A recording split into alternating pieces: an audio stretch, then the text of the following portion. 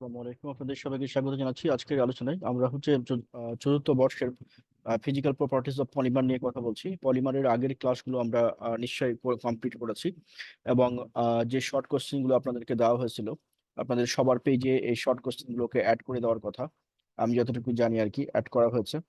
So এইখানে আপনাদের সবার পেজে অ্যাড করার কথা। যদি কেউ না পেয়ে থাকেন তাহলে একটু কথা বলে অ্যাড করে দেখে নেবেন। এই যে শর্ট কোশ্চেন গুলো অ্যাড করা আছে, এই শর্ট কোশ্চেন প্রতিটা শর্ট কোশ্চেনই পড়তে হবে এই চ্যাপ্টার থেকে। এবং এই চ্যাপ্টারটি খুব বড় একটা চ্যাপ্টার, মানে চ্যাপ্টার 1 যেটি সেটি, এবং এই চ্যাপ্টার থেকে কিন্তু কোশ্চেন পরীক্ষায় থাকবে। সো সবকিছুর বিচারে এই চ্যাপ্টারটা মোটেও মানে আহ, হালকা করে দেখার কোনো সুযোগ নেই, এবং এখান থেকে কোশ্চেন থাকবে থাকবে থাকবে। সুতরাং আহ, এই চ্যাপ্টারটাকে খুব ভালো করে দেখতে হবে। সিনথেটিক এবং বায়োলজিক্যাল পলিমার গঠন, যেটা চ্যাপ্টার 1। চ্যাপ্টার 1 যেটা আপনাদের সিলেবাসের 7 কলেজের চতুর্থ বর্ষের ফিজিক্যাল কেমিস্ট্রি প্রপার্টিজ অফ পলিমারের চ্যাপ্টার 1, যেটি চ্যাপ্টার 1 এর যে শর্ট কোশ্চেন গুলো আপনারা দেখতে পাচ্ছেন, এই শর্ট কোশ্চেন গুলো সবগুলো পড়ে ফেলতে হবে। এটি আপনাদের সবার পেজে সংযুক্ত থাকার কথা। যদি কেউ না পেয়ে থাকেন তাহলে ইনবক্স করে এটা অ্যাড করে নেবেন। আচ্ছা, আরেকটা হচ্ছে যে আপনাদের উম, এই আহ, ইতে আহ, যদি আচ্ছা, এখানে দেখেন যে এই চ্যাপ্টার 1 থেকে আপনাদের কি কি কোশ্চেন পড়তে হবে। যে কোশ্চেন গুলো আহ, নিচে ভিডিও অ্যাড করা হয়ে গেছে অলরেডি, সেগুলো দেখেন এই যে লাল হয়ে আছে। হ্যাঁ, এগুলো এগুলো সব যে নোট, একটা ভিডিও লিঙ্কের ক্লিক করলে আপনি ভিডিওটা পেয়ে যাবেন, আর নোটে ক্লিক করলে নোটটা পেয়ে যাবেন। আশা করছি এভাবে করে সবগুলো বুঝতে পারবেন। এবং এখানে যে কোশ্চেন গুলো অনেকটা করা নাই, যেমন জৈব অজৈব পলিমারের পার্থক্য, এটা অলরেডি আলোচনা করা হয়ে গেছে। অলিগোকেমিস্ট্রি, এটাও শর্ট কোশ্চেনের মধ্যে অলরেডি পেয়ে যাবেন। আজকের আলোচনাটা কোনটা নিয়ে তাহলে? আজকের আলোচনাটা হচ্ছে তাপের উপর ভিত্তি করে পলিমারের শ্রেণীবিভাগ। আরটা হচ্ছে ঘনীভবন ও সংযোজন পলিমারকরণ ব্যাখ্যা করো। এই দুটো মূলত মূল কোশ্চিন আজকের আলোচনার। তো আমরা প্রথমেই আলোচনায় চলে যাচ্ছি আপনাদের সুবিধার জন্য। আমরা ফিজিক্যাল কেমিস্ট্রির ফিজিক্যাল প্রপার্টিজ অফ পলিমার নিয়ে কথা বলবো। আর এটি হচ্ছে আমাদের ইতে লেকচার 3, আর হচ্ছে 7 কলেজ কেমিস্ট্রি, তাই তো? আমরা তাপের উপর ভিত্তি করে পলিমারের শ্রেণী বিভাগে চলে যাচ্ছি। আর হচ্ছে ঘনীভবন ও সংযোজন পলিমার পলিমার ব্যাখ্যা করো। দুটো খুবই মোস্ট ইম্পর্টেন্ট কোশ্চিন। তবে এইখানে একটা জিনিস মনে রাখেন, সেটি হচ্ছে যে ঘনীভবনটা সম্পর্কে বেশি কোশ্চিন হয় অনেক সময়, দুটা দুটা সম্পর্কেই জানতে চাওয়া হয়। সো দুইটার জন্যই আমাদেরকে মেন্টালি প্রিপারেশন রাখতে হবে। তবে টিকা লিখো বা এই জাতীয় কোশ্চিনের জন্য ঘনীভবনটা মোস্ট ইম্পর্টেন্ট। সুতরাং ঘনীভবনটাকে খুব ভালো করে পড়তে হবে, যদিও দুটি আমরা পড়বো। তো তার আগে আমাদের যে কোশ্চিনটা, সেটা হচ্ছে তাপের সংস্পর্শে পলিমারের যে বৈশিষ্ট্য প্রদর্শন করে তার উপর ভিত্তি করে পলিমার দুটি শ্রেণীতে বিভক্ত করা যায়। একটা হচ্ছে থার্মোপ্লাস্টিক পলিমার, একটা হচ্ছে থার্মোসেটিং পলিমার। থার্মোপ্লাস্টিক পলিমার, একটা হচ্ছে থার্মোসেটিং পলিমার। থার্মোপ্লাস্টিক পলিমার কি? কোনো কোনো পলিমারকে তাপ দিলে নরম হয় এবং শীতল করলে শক্ত হয়। স্টিফেন মানে শক্ত হয়ে যাওয়া। এদেরকে বারবার তাপ দিয়ে শীতল করলেও এদের ধর্ম পরিবর্তন হয় না। এই জাতীয় পলিমারকে থার্মোপ্লাস্টিক বা প্লাস্টিক পলিমার বলে। অর্থাৎ যখন হিট দিবেন, হিট দিলে পারে সেটি হচ্ছে যে নরম হয়ে যাবে, এবং যখন হিট সরাই নেবেন তখন সেটা আগের অবস্থায় ফিরে আসবে, এবং এদের কোনো কেমিক্যাল প্রপার্টিজের কোনো পরিবর্তন হয় না। এদেরকে আমরা থার্মোপ্লাস্টিক পলিমার বলি। থার্মোপ্লাস্টিক পলিমারের মধ্যে পলিথিলিন, পলিভিনাইল ক্লোরাইড ইত্যাদি, নাইলন, সিল করার মোম ইত্যাদি। থার্মোসেটিং পলিমার হচ্ছে কোনো কোনো পলিমারকে তাপ দিলে তাদের মধ্যে রাসায়নিক পরিবর্তন ঘটার কারণে তারা অগলনযোগ্য বা ইনডিফিউজিবল বস্তুতে পরিণত হয়। এরা ডিমের কুসুমের মতো তাপ দিলে শক্ত হয়ে জমে যায়। এদেরকে থার্মোসেটিং পলিমার বলা হয়। তার মানে থার্মোসেটিং পলিমারকে যদি হিট দেন শক্ত হয়ে জমে যাবে। যেমন ফেনল ফর্মালডিহাইড রেজিন, যেটা সেটি কিন্তু হিট দিয়ে তৈরি করা হয়, ফেনল ফর্মালডিহাইড রেজিন। সো এই দুটা জিনিস আপনাদেরকে জানতে হবে, এবং এই দুটো সম্পর্কে কোশ্চিন হয়। এরপরে আমরা চলে যাচ্ছি আমাদের পরের যে আলোচনাটা, সেটি হচ্ছে আহ পলিমারকে আমরা দুটো ভাগে ভাগ করে থাকি। একটা হচ্ছে ঘনীভবন পলিমার, আর একটা হচ্ছে অ্যাডিশন পলিমার বা যোগ পলিমার। এটা হচ্ছে কনডেন্সের প্রকৃতি অনুসারে, এটা হচ্ছে ক্যারোথার্স অনুসারে, এই সংশ্লেষণ প্রসেস অনুসারে এটাকে ভাগ করা হয়। কার নাম অনুসারে? ক্যারোথাসের ক্লাসিফিকেশন এটা। তো আমরা এই যে কনডেন্স পলিমার এবং হচ্ছে ঘনীভবন পলিমার, এই দুটো সম্পর্কে আমাদের সংজ্ঞা আসতে পারে, টিকাও আসতে পারে। টিকা সাধারণত ঘনীভবন সম্পর্কে আসতে পারে, বা সরি যোগ যোগ পলিমার সম্পর্কে আসতে পারে, ঘনীভবন সম্পর্কেও আসতে পারে। বাট হচ্ছে যে ম্যাক্সিমাম দেখা গেছে পরীক্ষাগুলোতে বিগত বছরে পলিমারের মানে শ্রেণীবিভাগটা চাই। অনেক সময় বলে ক্যারোথাস সংশ্লেষণ অনুসারে পলিমারের শ্রেণীবিভাগ করো, অথবা বলে ঘনীভবন ও যোগ পলিমারের ব্যাখ্যা করো, এরকমও বলে। তো আমরা যদি কনডেনসেশন বা ঘনীভবন পলিমারকে আলোচনা করতে চাই, তাহলে এখানে দেখেন আমরা সংক্ষেপে আমরা একটা আলোচনা, আচ্ছা আমি এখানে একটু রিডিংটা পড়ে দিই সুবিধার্থে, আপনাদের সুবিধার্থে। রিডিংটা পড়ে দিলে বুঝতে সুবিধা, লাইন বাই লাইন।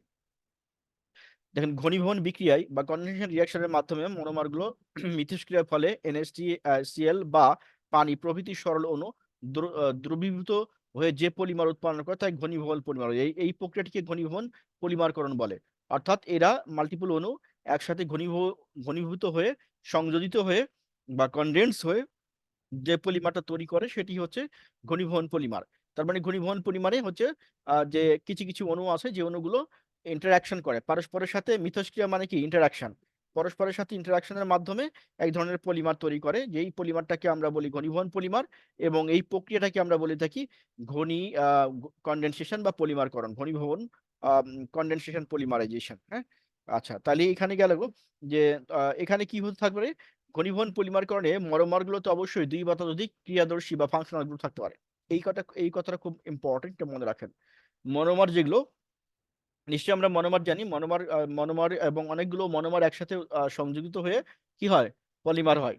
তো এই যে মনোমারগুলো, সেই মনোমারগুলোতে যেহেতু একাধিক মলিকুল, সুতরাং ফাংশনাল গ্রুপে একাধিক থাকবে, এটাই স্বাভাবিক। মনোমারের প্রকৃতি এমন হতে হবে যে কনডেনসেশন প্রক্রিয়া বারবার ঘটে পলিমার উৎপন্ন করতে পারে, মানে সব মনোমারই কিন্তু এখানে এই কনডেনসেশন বিক্রিয়া দিবে না। যেমন উদাহরণস্বরূপ বলা হচ্ছে পলিস্টার, পলি ইথিলিন ম্যালোনেট, হ্যাঁ, আর হচ্ছে ইথিলিন অ্যাডিপেট, পলিঅ্যামাইড, পলিঅ্যানহাইড্রাইড, পলিসালফাইড ইত্যাদি ঘনীভবন পলিমার। তো এখানে যে আপনি 3-4টা মুখস্থ রাখবেন, এখানে যেমন বলা হচ্ছে ইথিলিন গ্লাইকল এন সংখ্যক অণু এবং ম্যালোনিক অ্যাসিডের এন সংখ্যক অণু যুক্ত হয়ে পলি ইথিলিন ম্যালোনেট তৈরি করে। এই যে এইটা হচ্ছে রিয়াকশন। এই রিয়াকশনটা বারবার প্র্যাকটিস করতে হবে। প্র্যাকটিস করে করে আপনাকে এইটি মানে অভ্যস্ত হইতে হবে। তার মানে এই কোশ্চিনটার কনডেনসেশন পলিমার বা ঘনীভবন বিক্রিয়ার মধ্যে আসলে তেমন কিছু নেই। যেটা মোস্ট ইম্পর্টেন্ট এই পুরো অংশটুকুর ভিতরে, সেটি হলো উদাহরণগুলো মুখস্থ রাখা, রিয়াকশনটা প্র্যাকটিস করা।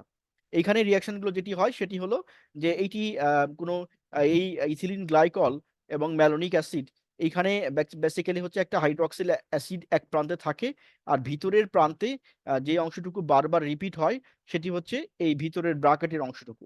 এই অংশটুকু অসংখ্যবার রিপিট হয়ে অনেক লম্বা চেইন তৈরি করে।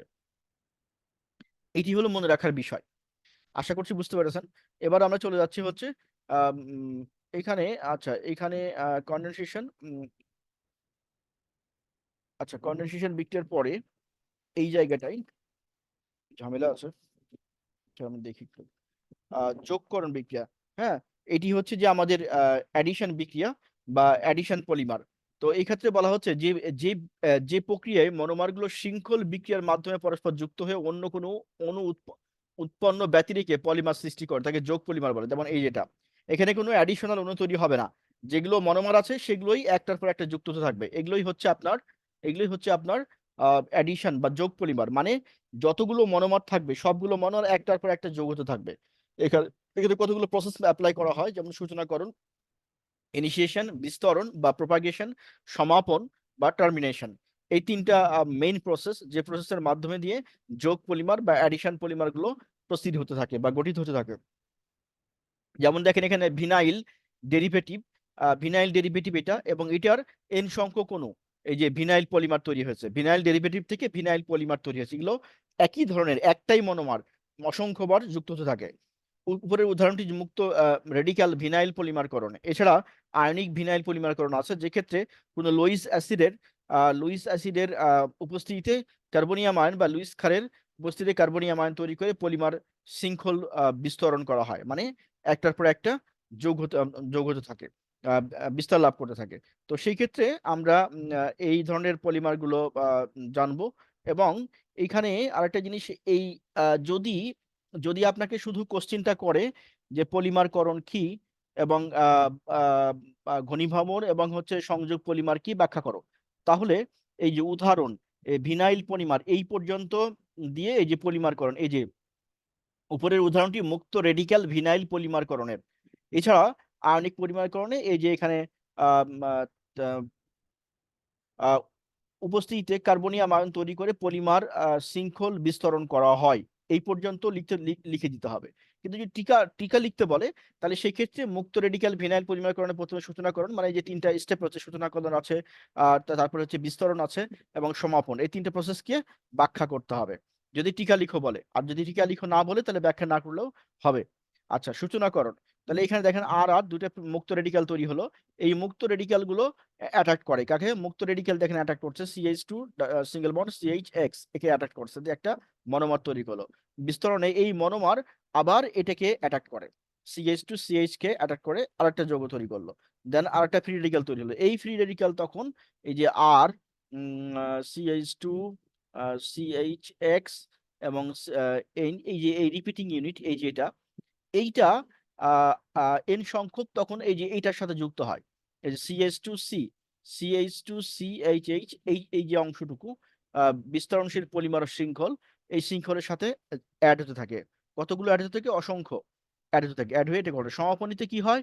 সমাপনীতে এই যে 2R, এই যে আর, যে আপনার এই যে আর, এই দুটো আর ফ্রি রেডিক্যাল, এইটি তখন হচ্ছে যেমন এই যে এইটা আর CH2 CHX, আর CH2 CHX N, এই অংশটুকু CH2 CH2X, এটা কি হয়? নিষ্ক্রিয় পলিমার। তার মানে এইটি সমাপনী অংশ থেকে একটার সাথে আরেকটা যুক্ত হয়, মানে দুইটা যুক্ত হয়, এই যে এই অংশটুকু।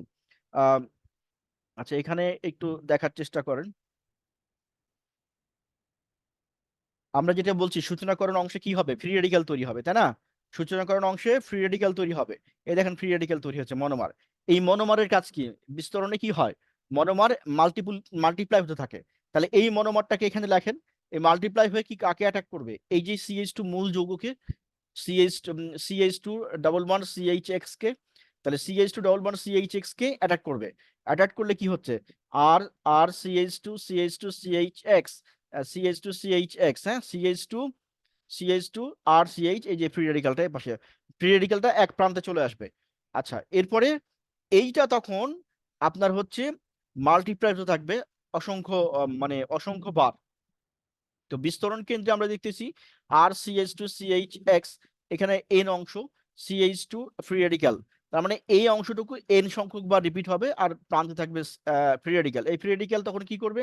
আবার আর একটা আর CH2 CHX N X, এই যে এই অংশটুকুকে অ্যাটাক করবে,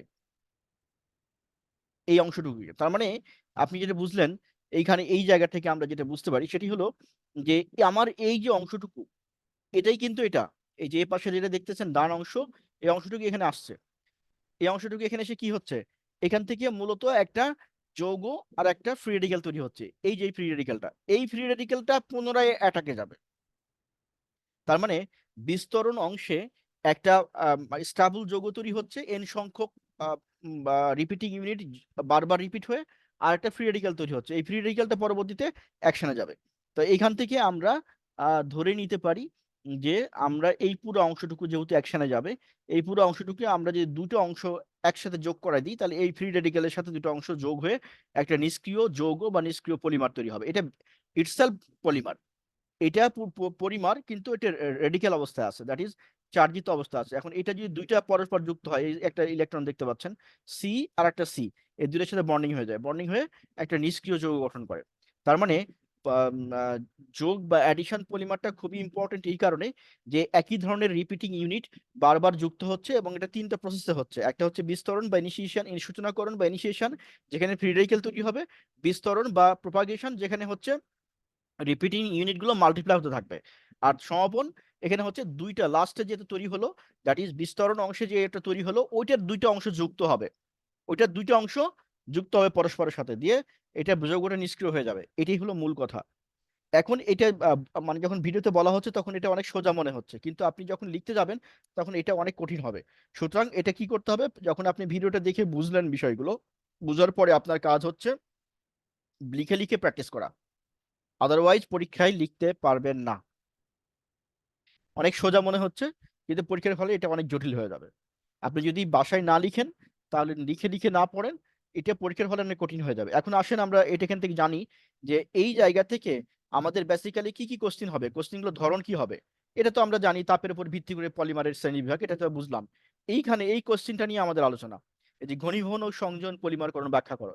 এখানে কোশ্চিনগুলো হইতে পারে ঘনীভবন ও সংযোজন পলিমারকরণ ব্যাখ্যা করো, এক।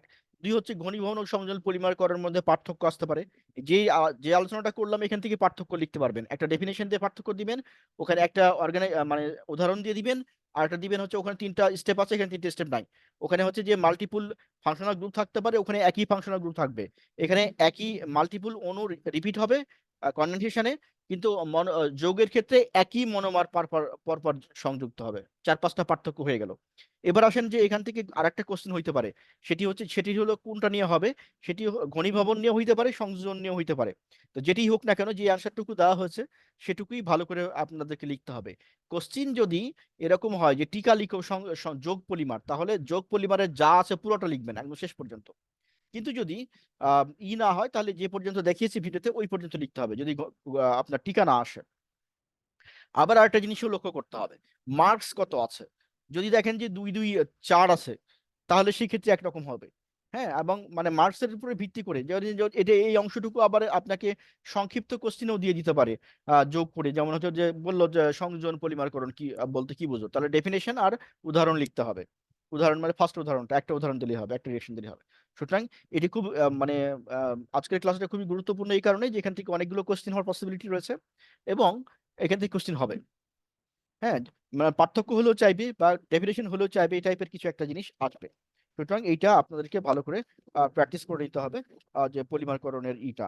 আর হচ্ছে আহ আরেকটি জিনিস আমরা নেক্সট দিনে নিয়ে আসব, সেটি হচ্ছে যে আহ, এই পলিমার আর বায়োপলিমারের মধ্যে পার্থক্য এরকম এখান থেকে এই চ্যাপ্টার থেকে 5-6 রকমের পার্থক্য আসে। আমরা যদিও একটা পার্থক্য আপনাদেরকে আলোচনা করে দিয়েছি, বাট অন্য পার্থক্যগুলো নেক্সট ভিডিওতে আমরা নিয়ে আসবো, যে কি কি ধরনের পার্থক্য উপরে কোশ্চেন হতে পারে এই চ্যাপ্টার থেকে। সিনথেটিক পলিমার যেটা প্রথম চ্যাপ্টার, যেটা আপনাদের এই চ্যাপ্টার থেকে কিছু পার্থক্য আসবে, সেই পার্থক্যগুলো আমরা সামনের ভিডিওতে নিয়ে আসবো, নেক্সট ভিডিওতে। আশা করছি বুঝতে পেরেছেন। এটা কমপ্লিট করে নেবেন, এবং কমপ্লিট করার যদি কেউ বুঝতে সমস্যা হয় ইনবক্স করবেন, আর হচ্ছে এটা কমপ্লিট হয়ে গেলে আমাদেরকে ইনবক্স করবেন যেটা কমপ্লিট হয়ে গেছে।